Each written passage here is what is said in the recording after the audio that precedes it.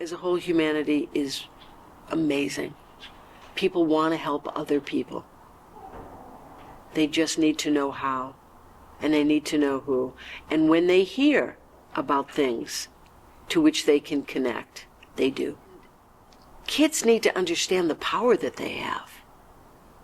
So by developing their sense of who they are, they realize how they can affect other people.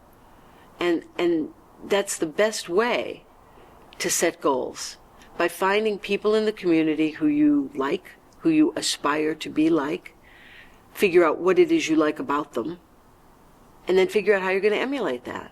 You want to share? I'm the oldest living anchor woman in local television in America. I'll get that right out of the way. I grew up in Natick, Massachusetts from the time I was 10 years old, and feel like that's where I'm from, even though the first 10 years of my life were spent in Ohio. And I love Cleveland and the Midwest. I feel like I'm from Natick. I like to say that I'm living proof there was a Natick before Doug Flutie. People say to me, you've had this amazing career. Where did you go to school? And I say, Natick High. And they say, no, where did you go to college? And I say, well, I went to Emerson College, but I got my real education at Natick High. And even though Emerson is a big communications school, I was a psychology major. And it's quite ironic that I ended up in this field because I never took any communications or broadcasting courses while I was at Emerson. And doing stories about people who are helping other people. You know, just a couple of weeks ago, we did a story about a man from the West Roxbury area, a single dad who's got 3 children, 3 boys, who are special needs, and he had to quit his job to take care of his children. And he needs an addition on his home and modifications to his home that he just can't afford. And we did the story, and people responded miraculously, to the point that just a couple of weeks later, he's got the money. We've got people who are building the addition, who are adding things as simple as a ramp so that his son in a wheelchair can get into the house more easily. Those are the kinds of stories that fill my heart in ways that I can't explain. The city of Boston is a big, small town, where everybody knows everybody else, and even if they don't, they pretend they do. Everybody feels that they own a piece of Boston. Everybody is very protective of what they own in Boston, and everybody is very proud to be from Boston.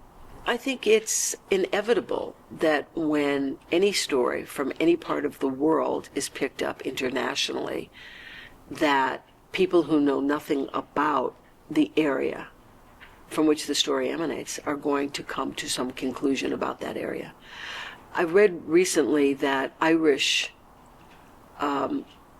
tourists were warned about certain parts of Boston to stay away because of different reasons. And I was stunned by what that perception was. And had an opportunity to meet somebody from the Irish consulate, and said, are you putting this out? You know, essentially, are you spewing this crap? And he said, no, he was as stunned as anybody to read it. But again, because of the proliferation of media and electronic options, the stories get out there, perceptions are formed, and they take on a life of their own. Right. So yes, the simple answer to your question is yes. Right. Media is important because it is, in many cases, the only way that people can get information that's credible. I don't like the word media, though, because more and more these days, it's a wide brush. The media is both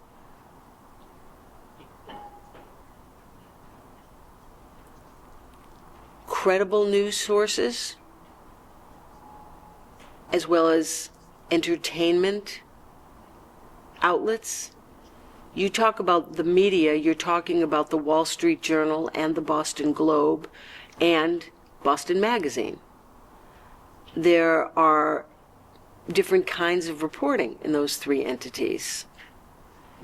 You talk about the media, you talk about ABC News, and you talk about 2020. You talk about World News Tonight, and then you also talk about Entertainment Tonight. And I think that the lines between the two can be blurry, and the people who are sitting at home watching television with a clicker, are going boom, boom, boom, and they're seeing a bunch of stuff, and they don't really remember what fact came from where. And things that are opinion can often be misinterpreted as fact. And so it's dicey. And I say to people all the time, know where your information comes from. Pay attention to who you believe and who is telling you something. So it's very important, because without it, where would we get any information? But it's also very important to distinguish between different elements of the media. There are so many causes that I feel are important, that people need to know about, because once people understand what's happening and they know about a cause, they want to give. People are amazing. People want to participate. There's no better feeling than helping another human being. And people know that and want to be on board. Some of the most important causes, anything that has to do with children, anything that has to do with helping a child, making a life better for a child, breast cancer research, homelessness, domestic violence, education and prevention. Recently I've become involved with an organization that helps to educate people about and prevent and treat childhood glaucoma. Brain injury organizations are popping up because there are more and more brain injuries, and there needs to be more research about the brain. ALS. I have dear friends who are victims and trapped in their own bodies, and there needs to be more research, and research takes money, so I will always do whatever I can to help them raise money. And then, of course, I save it for the last, Be Like Brit. The foundation that Cheryl Ann and Len Gangle have started to memorialize the legacy of their amazing daughter is very near and dear to my heart. Every single person who heard the story about Brittany Gangle wanted to help early on, and still does.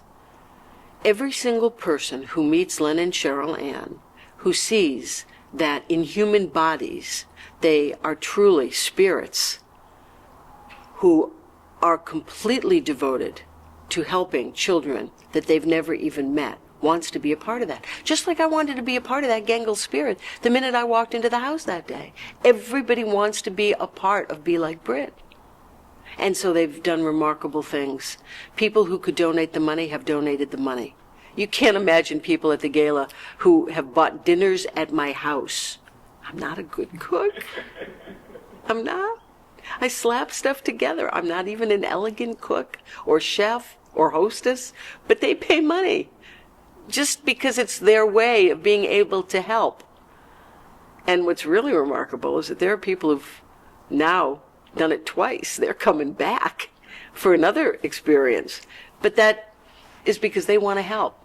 People who can write checks have written checks.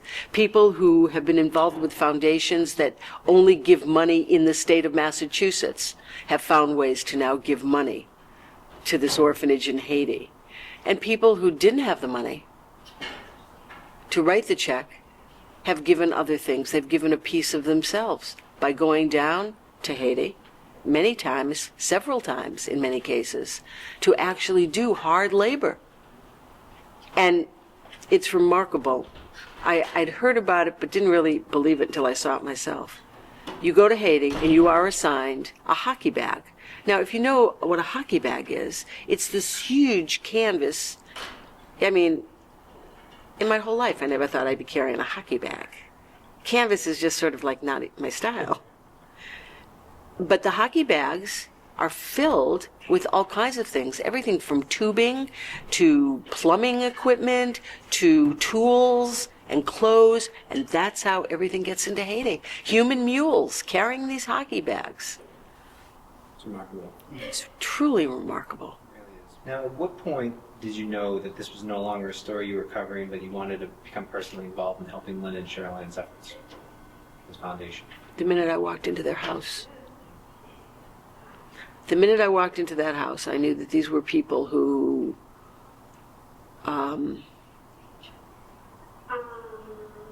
Yes. who were connected to each other with bonds of love. And I don't mean just their immediate family, I mean their extended family, the people in that house. I can't begin to describe the love and the joy that in my first and initial reaction has been verified repeatedly, the more I've gotten to know them and the family. So immediately, I just knew I want to be a part of this. No matter what this is, I want to be a part of it. I didn't come from a big family. And I so admired what they had. It was a combination of love and honesty and fun and pain. And I respected every single person that I met. And I just wanted to be a part of it. Stay connected to other people. Forget the iPad. Forget the cell phone. Forget the video game. Every day, make sure you have a connection with 5 people, human beings who are important in your life, to talk about something that's real. The spirit. What I love most about the city of Boston is the spirit. The people. And that's where spirit comes from.